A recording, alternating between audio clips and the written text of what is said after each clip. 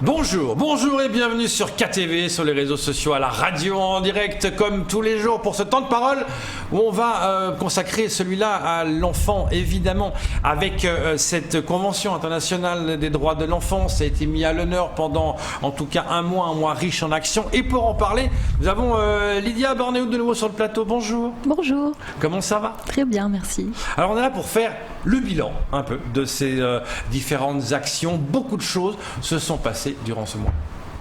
Oui, tout à fait. On a été plutôt très actifs et on en est très heureux parce que c'était pas gagné en fait avec les conditions sanitaires. Donc on a réussi à mener toutes nos actions sans les JAD qui viennent enfin d'être formés, qui vont pouvoir finalement venir derrière appuyer tout ce qu'on a mis en place cette année. Donc voilà, on s'en félicite. On a mené 31 actions dans la semaine des droits des enfants qui ont mobilisé quand même plus de 3000 personnes sur tout le territoire qui ont précédé un mois de sensibilisation menée quand même à grande échelle. Donc on est assez satisfait effectivement, on peut voir des résultats immédiats dans les yeux des enfants, dans la parole libérée qui était vraiment le thème cette année, c'est-à-dire d'essayer de libérer un petit peu cette parole. Et puis peut-être certainement aussi des résultats un petit peu plus dans le moyen et dans le long terme.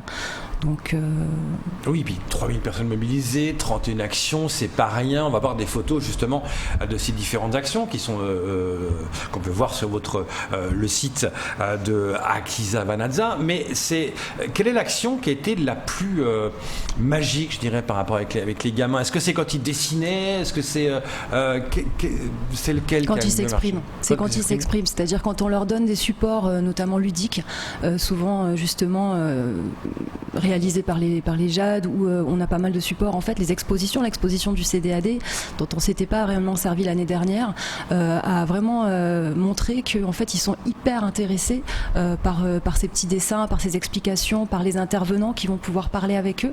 Et c'est vraiment la manière dont ils vont s'exprimer, dont ils vont prendre vraiment s'accaparer ces supports qui nous laissent. Voilà. Alors c'est vrai que la peinture et le dessin sont vraiment des supports formidables pour eux. On a été encore une fois ébahis par leur production. On sait que le dessin est très révélateur chez les gamins.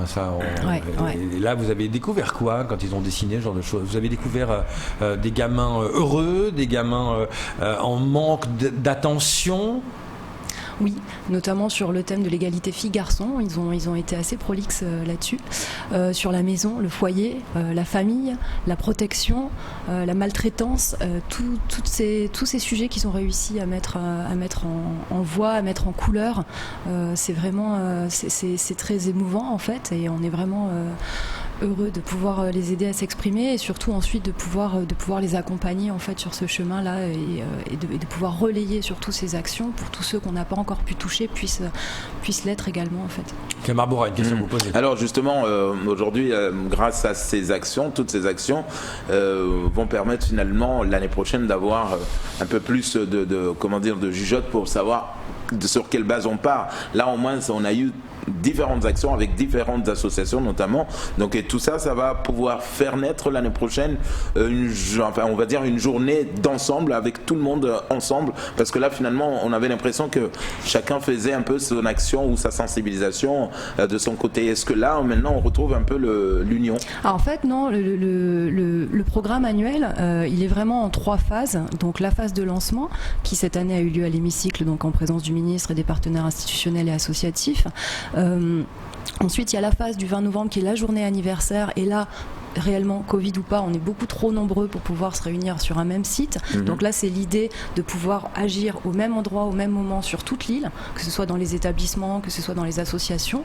Donc en fait, c'est pas chacun de son côté, parce que c'est vraiment issu d'une concertation en amont qui fait, en gros, l'UDAF va prendre le droit à la famille, la Village d'Eva, l'accès à la culture, l'association Horizon va parler de la santé et de l'environnement.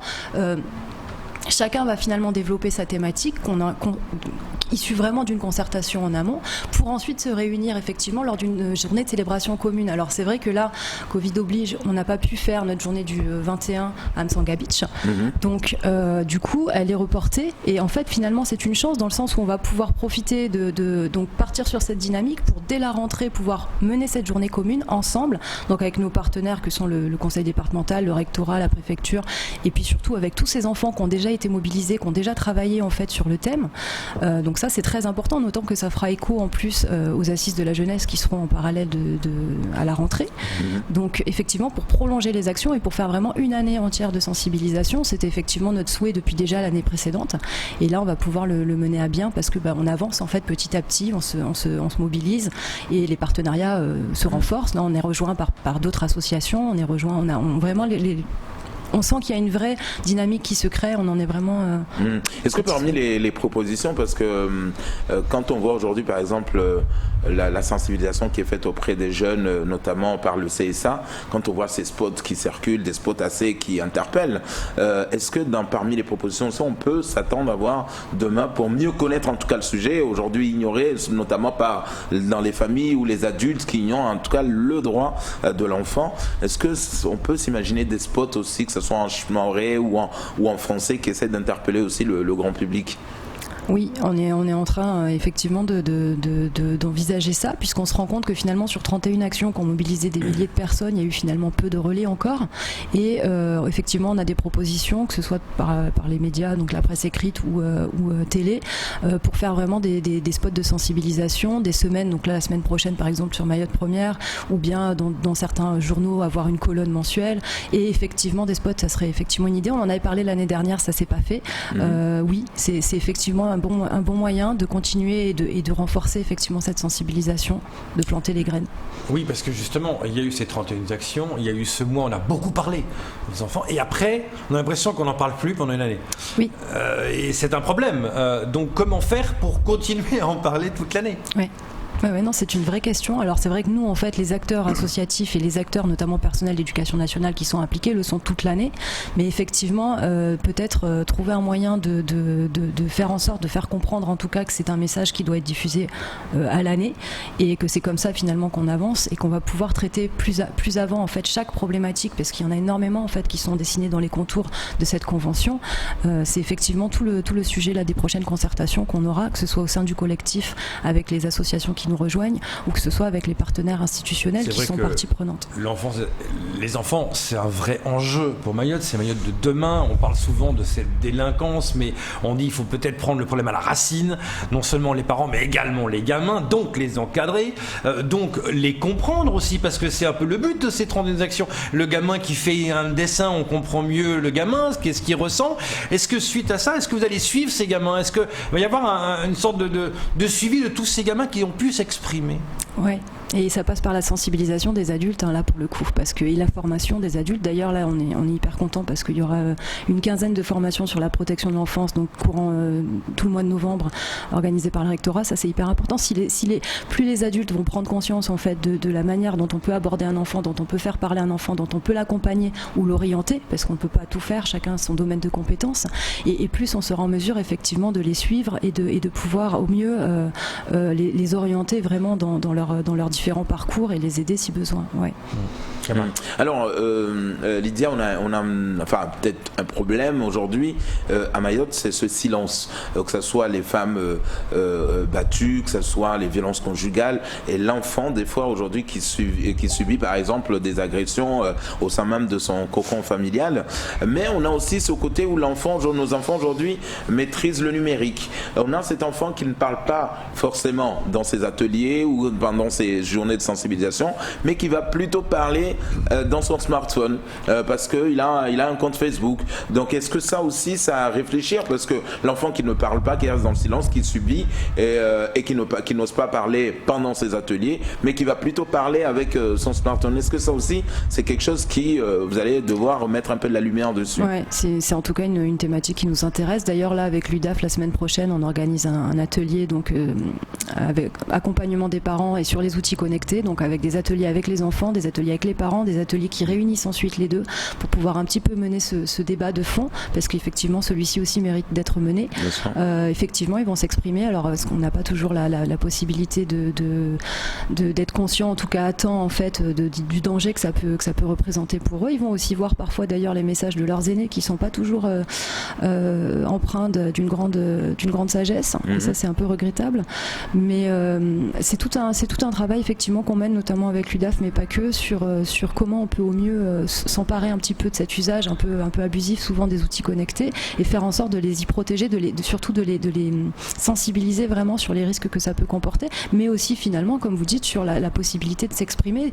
Faut-il encore trouver le bon média, le bon espace de parole pour que ce soit fait en sécurité et que ça puisse lui apporter une aide et pas... Alors on a vu le barreau de Mamoudzou se mobiliser. Également on a reçu la bâtonnière Fatima Ousseni ici qui finalement aujourd'hui c'est devenu un sujet en tout cas du côté du barreau où ils veulent vraiment le prendre à bras le corps. Est-ce que là aussi avec l'action de la justice en tout cas du barreau vient renforcer en tout cas vos actions déjà annuelles? Ouais, je pense que tous les partenaires là réellement sont disposés à agir. Je pense que de toute façon le constat est unanime. Il y a vraiment beaucoup de jeunes et il y a beaucoup de problèmes liés à la jeunesse et beaucoup de souffrances aussi qui finalement par répercussion nous impactent tous.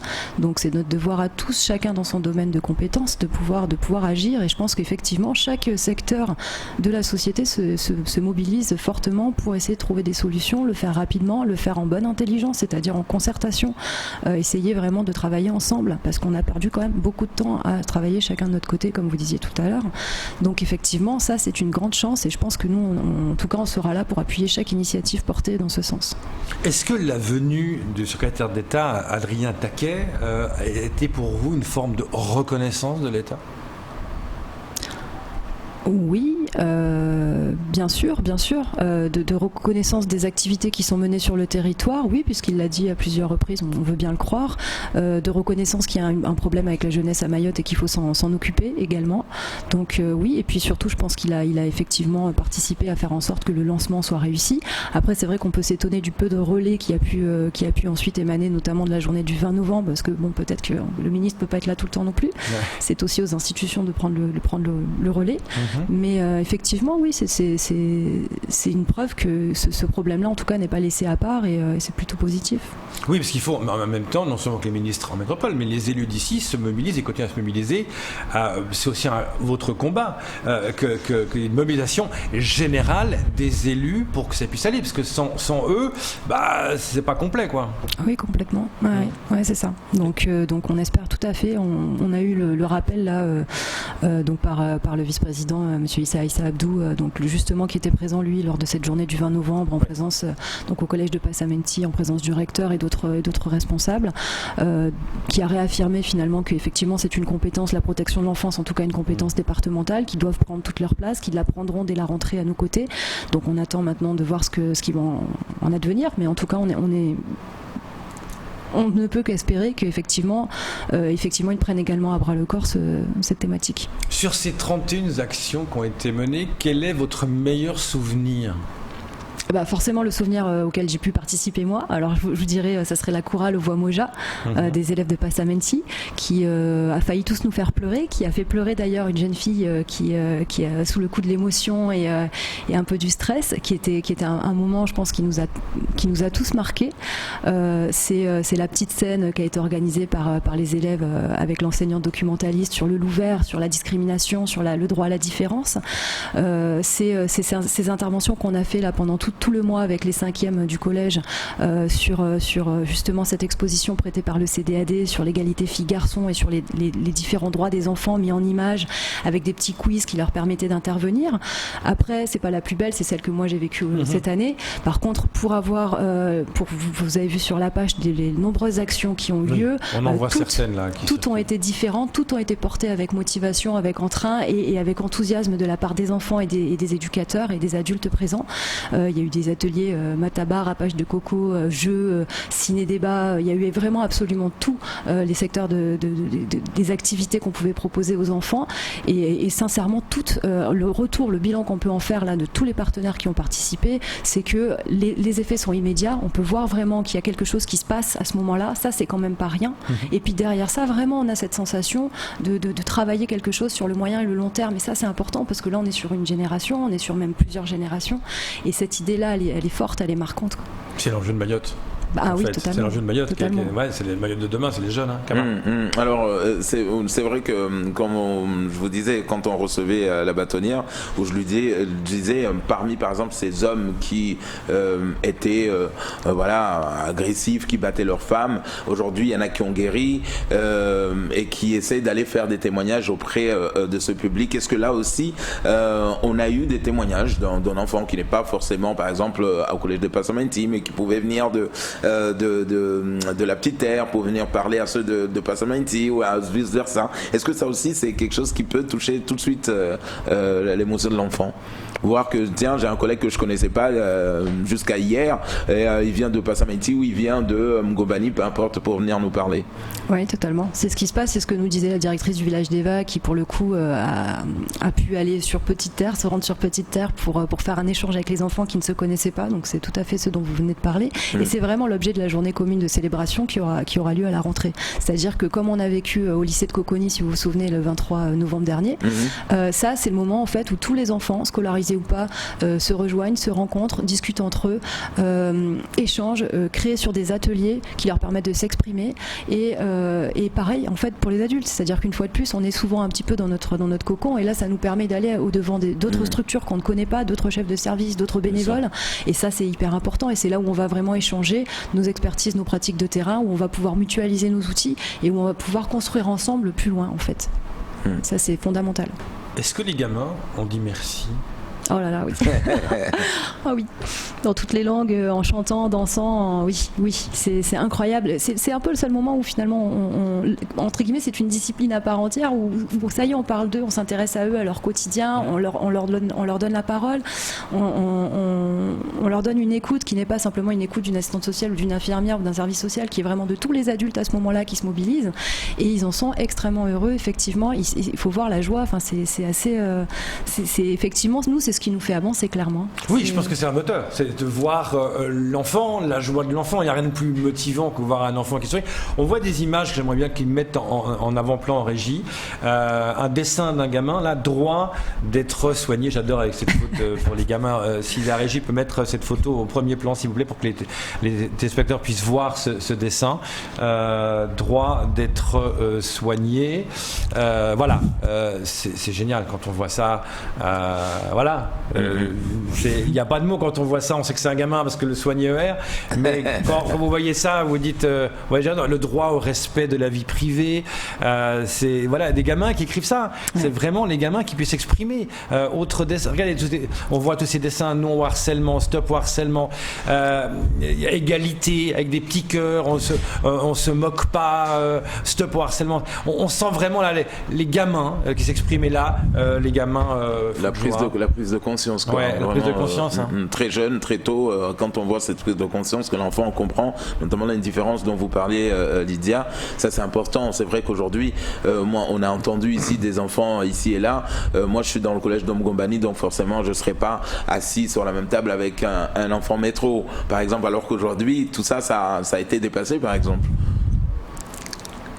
C'est-à-dire par rapport au collège de... C'est-à-dire que avant on avait surtout ces indifférences. On disait que nos jeunes par exemple qui quand on les écoute parler nous disaient l'école par exemple l'école annexe est fait que pour les enfants métro. Aujourd'hui ensemble on peut s'asseoir, on peut rapper du coco, on peut faire le mataba ensemble, que vous soyez de Mgomani, de Mzamboro, de La Réunion, de peu importe. En tout cas c'est ça l'unité qu'on cherche à dire aux enfants. Vous êtes tous des enfants, vous êtes tous pareils. Oui, c'est ça, complètement. C'est ça. C'est vraiment vous rapprocher de votre point commun qui est essentiel, qui est votre minorité. C'est faire prendre conscience vraiment à l'adulte comme à l'enfant qu'il y a une différence en fait, fondamentale entre un enfant et un adulte, et que vraiment l'adulte se doit en fait de protéger envers et contre tout cet enfant qui sera lui-même un adulte plus tard, sinon le cycle se reproduit et effectivement. Ouais.